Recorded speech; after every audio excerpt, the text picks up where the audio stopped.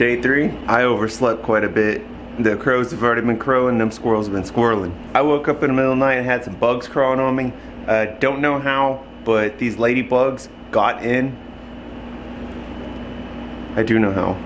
I'm about to tell you. Somehow a bunch of ladybugs got into the cabin here. What I figured out is this door, even though it's closed, you can push. It's not completely sealed. So what I ended up doing is moving the cooler up against the door, holding it closed.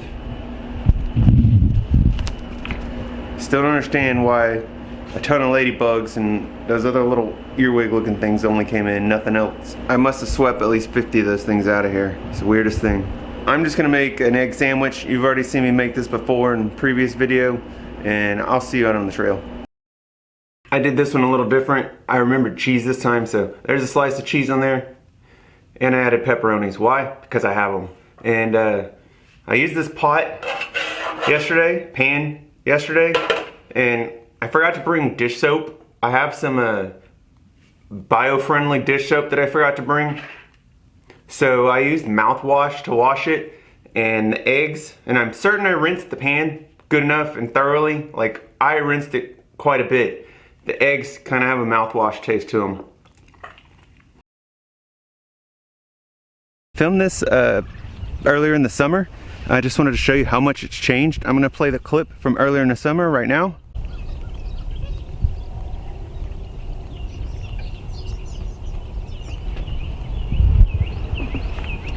And here's how it looks today. Here's the difference.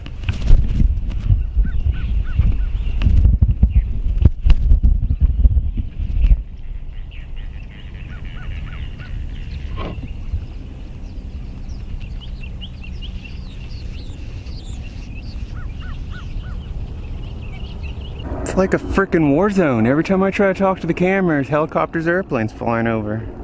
Well, I'm talking anyways. I just found a ringneck duck. It's pretty exciting because I was looking forward to seeing them this year. I actually think I found 3. It's kind of hard to see through my viewfinder because they're quite a far away, but it'll be easier to see up on the computer screen.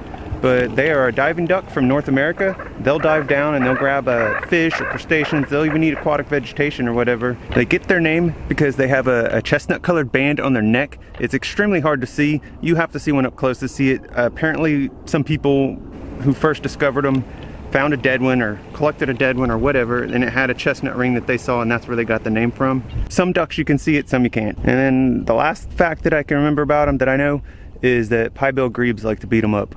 Why? I don't know, but that's what they do.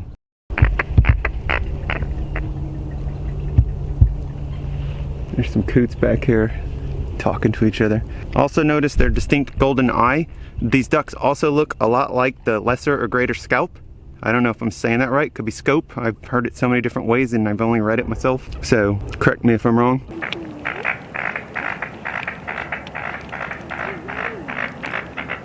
This is a gadwall. I'm not sure how to pronounce this one either. I've only ever read it and heard it pronounced like Godwall. This duck normally would come here for the winter, but I've been told that this one was injured some time ago and now it doesn't migrate. It just stays here all year round. This one's a female. They will dive down and eat aquatic vegetation and invertebrates, fish, and crustaceans if they can catch them. And they are known for stealing food from coots. That's pretty interesting. The coot will dive down and grab some vegetation and pull it up. Godwall comes up and snatches it right away. That's how I like to get my lunch. Oh, just lost that one. He flew away. My buddy the Anhinga, I was about to show you him again because he was sitting right on this tree. I don't think he likes my fuzzy microphone. I kind of got the feeling that it was making him nervous the last time I was around, so I didn't use the fuzzy microphone around him. And now I got kind of close like he normally lets me get, and as soon as I raised the camera to talk to it, he took off flying, so I don't think he's comfortable around the fuzzy microphone. But just directly behind me is the one-eyed alligator. He's also hanging out over here. Wasn't it a one-eyed alligator that got chubs? Every time I want to talk to a camera. Why? Why is it every time I hit record, there's an airplane? But I could be walking around for hours, Not one hit record and there ain't no airplanes. I swear, airplane is the most common bird here. Check it out, the fall colors are here.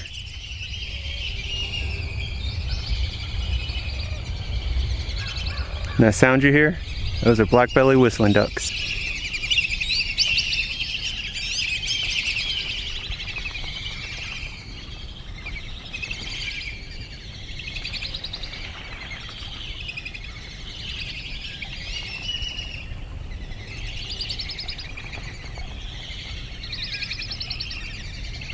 Well, let's get a little lower here. Jeez, what are we, a giraffe? I was trying to get to a spot up ahead, trying to get some pictures in before the sunlight goes down and I lose all the good light. I was trying to get that ringneck duck in the evening light, but I didn't make it in time. I just lost all the light. Now the duck looks like a silhouette in my screen, so back to Ladybug Hell. Back at Ladybug Hell, and sun's no longer shining on this side of this cabin, and if you look, there's not a single ladybug on it. That's because they're all inside now, and I have the daunting task of collecting them with only a broom. See them? That's them crawling on the inside of this curtain. Somehow they made it in, and they're all in this window. Check this out. Look, they're all in here. They're all stuck to the curtain. And good God, this window's the worst.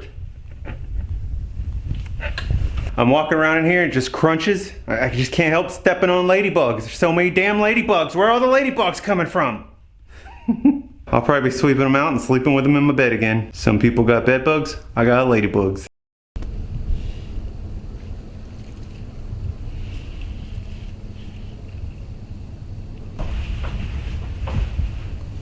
That's just the ladybugs that I found in the windows.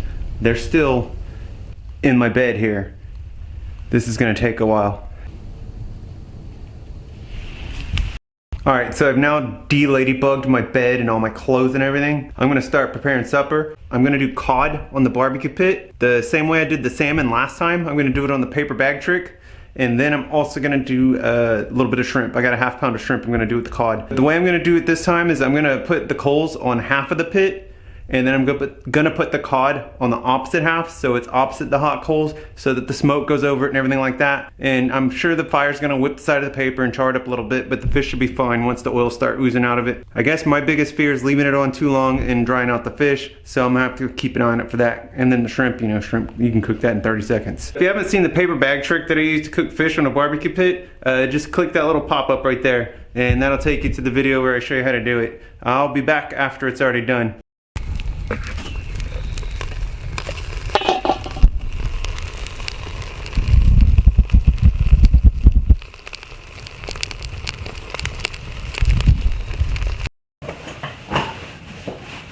You've seen me cook shrimp before, it's in that video right there, and I cooked it the exact same way. Garlic salt, cayenne, paprika, and curry.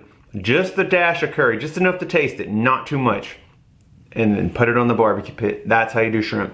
Perfect. I had to dive in and make sure it was cooked, but as you can see, perfectly cooked, smoked right through on the pit.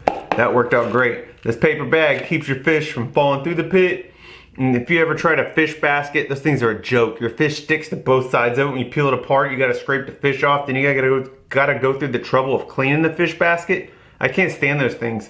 This is the way to do it, because you just eat your fish off the paper and throw it away. The oils from the fish, again, the oils from the fish will keep the paper from burning. The underside may look a little charred, yeah, and that ain't nothing, because watch this. Look at the way it flakes apart.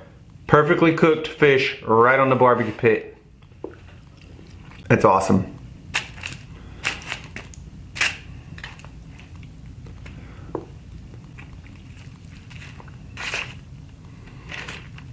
And this is not a sponsored video. I just happen to like this product quite a bit, but this is what I season the cod with. Probably doesn't belong on there, but it tastes pretty damn good on there. Why are elbows on the table considered bad table manners when it's so damn comfortable? I hope you enjoyed this episode of Brooks Cooks. Let's try that again. I hope you enjoyed this episode of Brooks Cooks. I'm gonna finish this, and I'll see you on the trail tomorrow. If you like this video, like this video. If you want to see more, subscribe for more. Appreciate your watching. Thank you.